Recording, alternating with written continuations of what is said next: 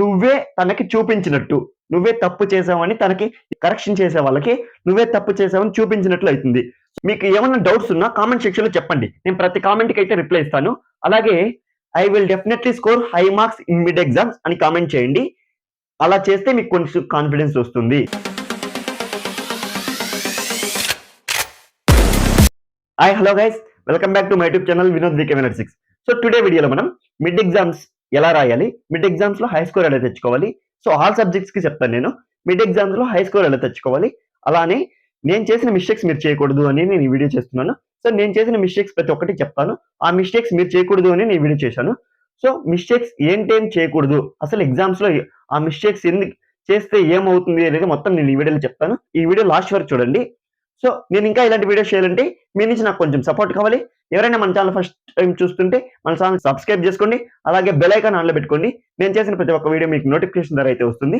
So ఈ వీడియోకి అయితే ఒక 50 లైక్స్ అయితే టార్గెట్ పెడుతున్నాను. ఆ 50 లైక్స్ టార్గెట్ కంప్లీట్ చేయండి guys. So first high score తెచ్చుకోవడానికి మనం చూద్దాం.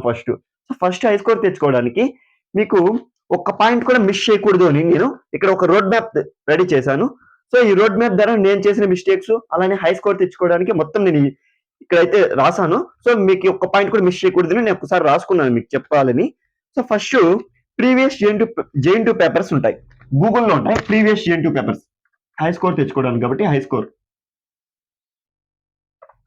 సో ఇంకోటి ఏమంటే మీకు ఏమన్నా డౌట్స్ ఉన్నా కామెంట్ సెక్షన్ లో చెప్పండి. నేను ప్రతి కామెంట్కి అయితే రిప్లై ఇస్తాను.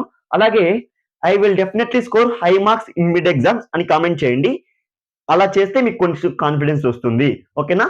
నెక్స్ట్ ఇక్కడ ఫస్ట్ మనం చేయాల్సింది ప్రీవియస్ జేఎన్2 క్వశ్చన్ పేపర్స్ చూడాలి ఒకసారి. ప్రీవియస్ జేఎన్2 క్వశ్చన్ పేపర్స్.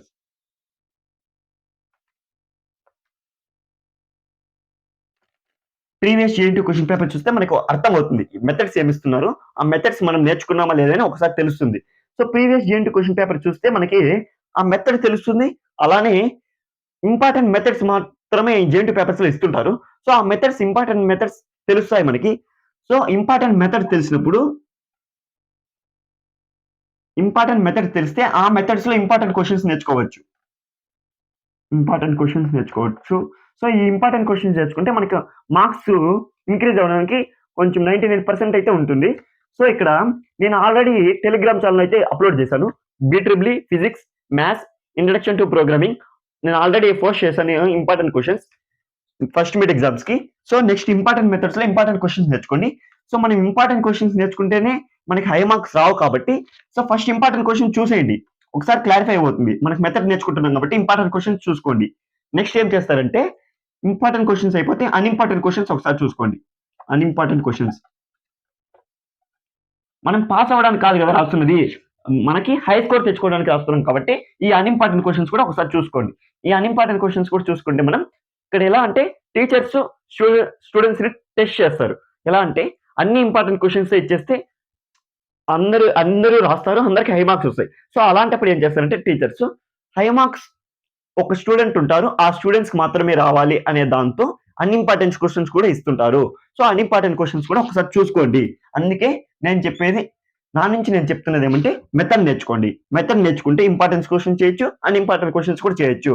ఎగ్జామ్స్ లో ఏ క్వశ్చన్ ఇచ్చినా మనం మెథడ్ నేర్చుకుంటే ఆ ప్రాసెస్ తెలుసు కాబట్టి మనం ఆన్సర్ అనేది రాయొచ్చు. సో ఇది మ్యాథ్స్ కి. నెక్స్ట్ అలానే జేఎన్2 పేపర్స్ లో చూసుకోండి. First important questions, important methods. Next definitions చాలా ఇంపార్టెంట్. సో ఇక్కడ ఎలా అంటే 5 మార్క్స్ కి ఒక క్వశ్చన్ ఇస్తుంటారు. ఆ క్వశ్చన్ ఒక్కొక్కసారి ఎలా ఇస్తారంటే ఆ 5 మార్క్స్ క్వశ్చన్ 3 మార్క్స్ ఇచ్చి ఈ డెఫినేషన్ 2 మార్క్స్ అడుగుతుంటారు. సో ఈ డెఫినేషన్ 2 మార్క్స్ అడుగుతుంటారు కాబట్టి కొంచెం డిఫికల్ట్ గా ఇచ్చినప్పుడు క్వశ్చన్ పేపర్, సో ఈ డెఫినేషన్స్ అడిగినప్పుడు డెఫినేషన్స్ కూడా మనం నేర్చుకోవాలి. ఫర్ ఎగ్జాంపుల్ మ్యాథ్స్ లో ఎలా ఉంటాయంటే Cauchy Binet formula, rank definition, so ఇలా ఉంటాయి కాబట్టి ఆ డెఫినేషన్స్ ఒకసారి చూసుకోండి. నేను టెలిగ్రామ్ ఛానల్ కూడా పెట్టాను, ఒకసారి చూసుకోండి. Next formulas important. సో మనం మ్యాథ్స్ ఎగ్జామ్ రాసేటప్పుడు, మ్యాథ్స్ మిడ్ ఎగ్జామ్ రాసేటప్పుడు ఇప్పుడు మనం క్వశ్చన్ కి ఆన్సర్ రాసాం. సో అక్కడ రాసేటప్పుడు ఫార్ములా ఏమైనా ఇంక్లూడ్ అయింది అనుకోండి, ఇప్పుడు ఫార్ములా ఏమైనా మనం ఆ స్టెప్ లో యూజ్ చేసాం అనుకోండి, సైడ్ లో ఒక బాక్స్ లో రాయండి, ఆ ఫార్ములా రాయండి. ఇప్పుడు A plus B whole square formula use చేసాం అనుకోండి ఒక స్టెప్ లో, ఆ ఫార్ములా అనేది సైడ్ లో రాయండి. A+B whole square equal to A square plus B square plus 2AB అని అక్కడ సైడ్ లో రాయండి. ఎందుకంటే కరెక్షన్ చేసి టీచర్స్ కి ఒక ఇంప్రెషన్ వస్తుంది మీ మీద. ఓ ఈ పిల్లవాడికి ఈ స్టూడెంట్ కి కాన్సెప్ట్ ఐడియా ఉంది, ఈ ఫార్ములా యూజ్ చేశాడు, ఫార్ములా కూడా సైడ్ లో రాశాడు అనేది ఇంప్రెషన్ వస్తుంది. ఆ ఇంప్రెషన్ వచ్చినప్పుడు మీ క్వశ్చన్ అసలు మీకు పేపర్ కరెక్ట్ ఆన్సర్ వచ్చిందా లేదని కూడా చూడరు, కరెక్ట్ చేసేసి మీకు మార్కులు అనేది ఇస్తారు. సో ఇలా చేస్తే ఇది ఒక మిస్టేక్స్. ఈ మిస్టేక్ చేయకుండా ఉండండి, ఫార్ములా అనేది సైడ్ లో రాయండి. ఇలా రాస్తే మీకు మార్క్స్ అనేది ఇంక్రీజ్ అవ్వచ్చు. Next diagrams. సో ఈ డయాగ్రామ్స్ అనేది చాలా ఇంపార్టెంట్. కొంతమంది టీచర్స్ అంటే డయాగ్రామ్ చూసి మాత్రమే మీకు మార్క్స్ ఇస్తుంటారు. డయాగ్రామ్ పర్ఫెక్ట్ గా చేసావు అనుకుంటే నువ్వు థియరీ ఏం రాసినా కూడా చూడరు. డయాగ్రామ్ పర్ఫెక్ట్నెస్ గా ఉంటే నీకు మార్క్స్ అనేది ఇంక్రీజ్ అయ్యే ఉంటుంది. సో నాకు ఎలా అంటే నేను డయాగ్రామ్స్ ఫెయిల్ అయ్యాను, థియరీ అయితే పర్ఫెక్ట్ గా రాస్తుండేవాడిని. సో అందుకని నాకు మార్క్స్ రెడ్యూస్ అవుతున్నాయి. సో నేను ఆ మిస్టేక్స్ అనేది నేను ఫైండ్ అవుట్ చేసుకున్నాను. సో డయాగ్రామ్ పర్ఫెక్ట్ గా నేర్చుకుంటే థియరీ అంత పర్ఫెక్ట్ గా రాయకుండా డయాగ్రామ్స్ చూసి మార్క్స్ అనేది ఇచ్చేవాళ్ళు. సో డయాగ్రామ్స్ పర్ఫెక్ట్ గా టైం కేటాయించండి. సో ప్రాక్టీస్ చేయండి డయాగ్రామ్స్.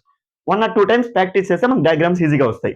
నెక్స్ట్ ఇప్పుడు ఇక్కడి వరకు ఈ మిస్టేక్స్ చెప్పాను. నెక్స్ట్ చూడండి ఇంకా హై మార్క్స్ తెచ్చుకోవడానికి ఇంకా ఎలా ఉంటుందో.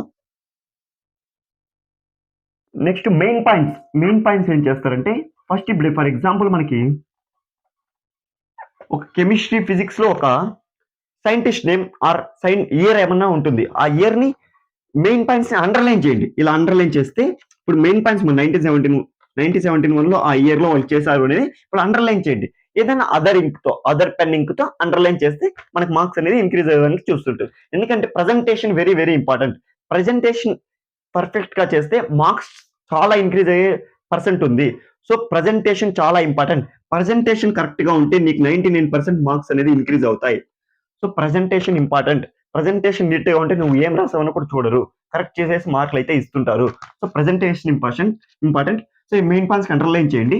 నెక్స్ట్ ఇక్కడ ఎలా అంటే ఇంకొకటి ఏం చేస్తుంటారు చాలా మంది థియరీ ఎగ్జామ్స్ లో. సో ఇప్పుడు మీకు ఏమైనా మిస్టేక్ వెళ్ళింది అనుకోండి, స్టెప్ ఇప్పుడు ఫర్ ఎగ్జాంపుల్ ఏమైనా మీరు రాసారు, మిస్టేక్ వెళ్ళింది, ఒక లైన్ ఇట్లా ఒక లైన్ ఇలా ఇచ్చేసి గమ్మునైపోండి. అసలు మనం మిస్టేక్ చేసామని కూడా తెలియకూడదు వాళ్ళకి, కరెక్షన్ చేసే వాళ్ళకి. సో తెలియకూడదు కాబట్టి మనం ఒక చిన్న లైన్ ఇట్లా ఇలా ఇస్తే మనకు మిస్టేక్స్ అనేది తెలియకుండా ఉంటుంది. సో కొంతమంది ఏం చేస్తున్నారంటే మన భాషలో చెప్పాలంటే ఇలా రుద్దేస్తుంటారు, తప్పు వెళ్ళిపోయింది ఇట్లా రుద్దేస్తుంటారు. సో అది ఎలా అంటే నువ్వే తనకి చూపించినట్టు, నువ్వే తప్పు చేసావని తనకి కరెక్షన్ చేసే వాళ్ళకి నువ్వే తప్పు చేసావని చూపించినట్లు అవుతుంది. సో ఇలా అయితే చేయకండి, ఓన్లీ సింగిల్ లైన్ ఇలా చేయండి. నెక్స్ట్ ఇది ఇంపార్టెంట్, చాలా ఇంపార్టెంట్ ఇది ఎగ్జామ్స్ లో. ఒకసారి చూసుకోండి, ఇది చాలా ఇంపార్టెంట్. ఒకసారి మీరు ఏదైనా పాయింట్స్ రాసారు ఇలా అనేయకండి, ఓన్లీ సింగిల్ లైన్ ఇట్లా అనండి. కనపడకూడదు అసలు మనకి, అసలు ఇన్విజిలేటర్ అసలు తెలియకూడదు అసలు, అలా చేయాలి. సో నెక్స్ట్ ఇది మెయిన్ ఇంపార్టెంట్. నెక్స్ట్ ఏం చేస్తారంటే నెక్స్ట్ టైం మెయింటెనెన్స్ చాలా ఇంపార్టెంట్. చాలా మందికి ఈ టైం మెయింటెనెన్స్ చేయలేరు. సో ఫర్ ఎగ్జాంపుల్ ఇప్పుడు ఇంగ్లీష్ ఎగ్జామ్ రాస్తున్నాం, ఇంగ్లీష్ ఎగ్జామ్ కి మనకి టైం సరిపోకుండా ఉంటుంది, ఎందుకంటే థియరీ చాలాగా ఉంటుంది. సో మీరు ఒక టైం సెన్స్ పెట్టుకోండి. ఇంగ్లీష్ ఎగ్జామ్స్ చాలా టైం ఇంపార్టెంట్. సో ఫస్ట్ ఇప్పుడు మీకు 5 క్వశ్చన్స్ ఇచ్చారనుకోండి, 5 క్వశ్చన్స్ కి 5 minutes పడుతుంది. సో 5 minutes కి 5 minutes రాయాలి మనం. 5 minutes రాసేంత మ్యాటరే మనం రాయాలి. ఒక క్వశ్చన్ కి ఏమో నువ్వు 5 పేజీలు రాసేసి ఒక క్వశ్చన్ కి 1 పేజీ రాస్తే అలా ఉండకూడదు. ఇప్పుడు ఫస్ట్ మనం 2.5 పేజీ రాసాం మనకు ఒక క్వశ్చన్ కి, సేమ్ 2.5 పేపరే రాయాలి ఇంకో క్వశ్చన్ కూడా. సో అలా మనం ఒకసారి చూసుకోవాలి, మన క్వశ్చన్స్ ఇచ్చిన దాన్ని బట్టి మనం ప్లాన్ చేసుకోవాలి. ఇప్పుడు ఫర్ ఎగ్జాంపుల్ ఒక క్వశ్చన్ 5 marks క్వశ్చన్ కి ఒక పేపర్ రాసాం, నెక్స్ట్ దానికి కూడా ఒక పేపర్ రాసడానికి ట్రై చేయాలి. టైం మెయింటెనెన్స్ చాలా ఇంపార్టెంట్, అది ఒకటి చేయాలి. నెక్స్ట్ ఇంకోటి ఏమంటే ఇవి అయిపోయాక హై స్కోర్ తెచ్చుకోవడానికి ఇంకో ట్రిక్ ఉంది. ఆ ట్రిక్ ఏంటంటే ఇప్పుడు ఫస్ట్ ఫర్ ఎగ్జాంపుల్ గా మీరు అన్ని క్వశ్చన్స్ ఆల్ క్వశ్చన్స్ అటెంప్ట్ చేశారు, ఆల్ క్వశ్చన్స్ అటెంప్ట్ చేశారు. నెక్స్ట్ మీకు ఒకవేళ టైం ఉంటే ఎక్స్ట్రా క్వశ్చన్ రాయండి. ఎక్స్ట్రా క్వశ్చన్స్ రాస్తే చాలా మీకు ఇంప్రెషన్ వస్తుంది. ఎక్స్ట్రా క్వశ్చన్స్ రాస్తే నీకు చాలా ఇంప్రెషన్ వచ్చేస్తుంది వాళ్ళ మీకు మీద. సో ఈ ఎక్స్ట్రా క్వశ్చన్స్ రాసడానికి ట్రై చేయండి. నెక్స్ట్ ఇవి స్మాల్ మిస్టేక్స్ చేస్తుంటారు, ఈ స్మాల్ మిస్టేక్సే బిగ్ ఇంపాక్ట్ గా వస్తుంటుంది. సో ఆ స్మాల్ మిస్టేక్స్ ని అవాయిడ్ చేయండి. నెక్స్ట్ ఎక్స్ట్రా క్వశ్చన్స్ రాయండి. నెక్స్ట్ మీకు ఏదైనా క్వశ్చన్ రాలేదనుకోండి, గివెన్ దట్ ఇచ్చి ఫర్ ఎగ్జాంపుల్ మ్యాథ్స్ లో మీకు ఆ క్వశ్చన్ రాలేదనుకోండి, గివెన్ దట్ ఇచ్చి అక్కడ ఇచ్చిన క్వశ్చన్ ఒకసారి రాయండి. ఎందుకంటే ఒక్కొక్కసారి ఫెయిల్ అయ్యే సిచ్యువేషన్స్ లో మీకు 14 మార్క్స్ వచ్చాయనుకోండి, 15 పాస్ అనుకోండి. అక్కడ గివెన్ దట్ రాసావు కాబట్టి అక్కడ టిక్ చేసి నీకు ఒక మార్క్ ఇస్తుంటారు. సో, ఆ మార్క్ ఇస్తుంటారు కాబట్టి మీరు 15 మార్క్స్ అనేది గెయిన్ చేస్తుంటారు కాబట్టి, సో, గివెన్ దట్ రాసి మీకు రాని క్వెషన్స్ కూడా ఒకసారి రాయండి. మీకు ఏమిన్నారో, క్లాస్‌లో ఏమిన్నారో, దాని గురించి మీకు ఏమి ఐడియా ఉందో, మీకు ఏం వచ్చో ఆ కాన్సెప్ట్ మీద అంతా రాయండి. తప్పేం లేదు గదా! మనం ట్రై చేస్తున్నాం. ట్రై చేయకుండానే కూర్చుంటే నీకు అసలు ఏమొస్తుంది? మనం ట్రై చేస్తేనే గదా పాస్ ఆర్ ఫెయిల్ అయ్యేది. సో, ఫస్ట్ ట్రై చేయండి. ట్రై చేస్తేనే మనకి రిజల్ట్ కరెక్ట్‌గానే రావచ్చు. ఎయిదర్ ఇలా ఫాల్స్‌గానే రావచ్చు కాబట్టి ఒకసారి ట్రై చేయండి. ట్రై చేస్తే తప్పేం లేదు గదా! ఏం ట్రై చేస్తే ఏముంది మనకి? రాస్తాము, ఇస్తే ఇస్తారు లేకుంటే లేదు. ఒకసారి ట్రై చేయండి. Next presentation important. సో, ఈ మిస్టేక్స్ అనేటివి చేయకండి. సో, నేను ఆల్ మిస్టేక్స్ అనేది ఈ వీడియోలో చెప్పాను. సో, మీకు ఇంకా ఏమన్నా డౌట్స్ ఉంటే కామెంట్ సెక్షన్‌లో కామెంట్ చేయండి. నేను ప్రతి కామెంట్‌కి అయితే రిప్లై ఇస్తాను guys. Okay guys, by. Next వీడియోలో కలుద్దాం.